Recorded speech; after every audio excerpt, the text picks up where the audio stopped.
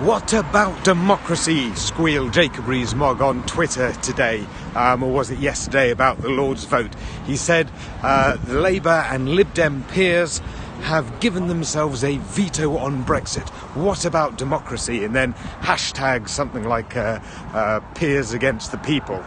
Well, what about democracy? The peers just voted to ensure our democracy as we know it. We live in a parliamentary sovereignty, so they ensured that should Theresa May's deal be rejected by Parliament, then the what happens next question goes back to our Parliament, where decisions are made.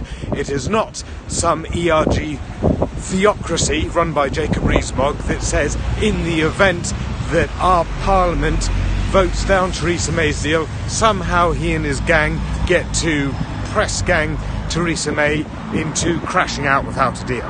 So that was the first vote that was won, and it wasn't just Labour and Lib Dem peers, it was also Conservative peers as well, and it was a majority vote, and so that one is won. And that means that the scenario of no deal Brexit is much less likely, because our Parliament thinks that's a bit nuts for obvious reasons, and so that means that Labour and the other Parliament and the other opposition parties and rebel Tories now have greater ability to assess Theresa May's deal, and if they don't like the deal, they don't have a gun to their head with no deal Brexit.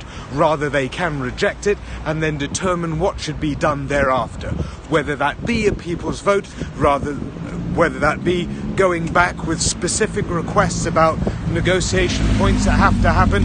It gives our democracy, as we have it now, a parliamentary sovereignty, proper powers to deal sensibly with that situation. That was vote one.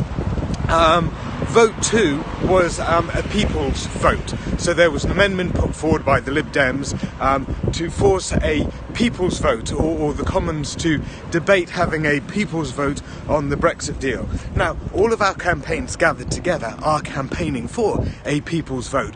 But despite what you may have seen on Twitter, it's kind of lucky that that one didn't come through, because if that one did come through, and this is where Labour were abstaining, Labour abstained on this one, and so you'll see some Lib Dems today saying, you know, Labour are pro-Brexit and da-da-da. But if that had come through, then that would have mean that this bounces back to the Parliament, where it could well have been rejected, in which case that one would have been blown, it would have been shot early, and of course, that's a whole load of problems, because once it's been shot through once, you can't really bring it back again.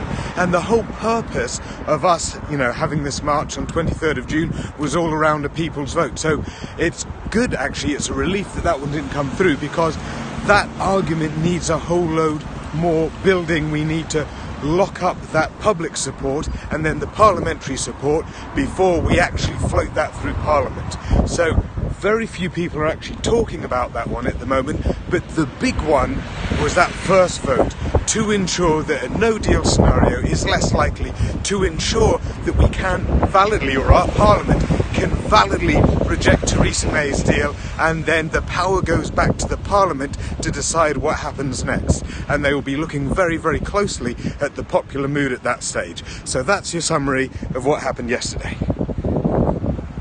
And it's all good stuff.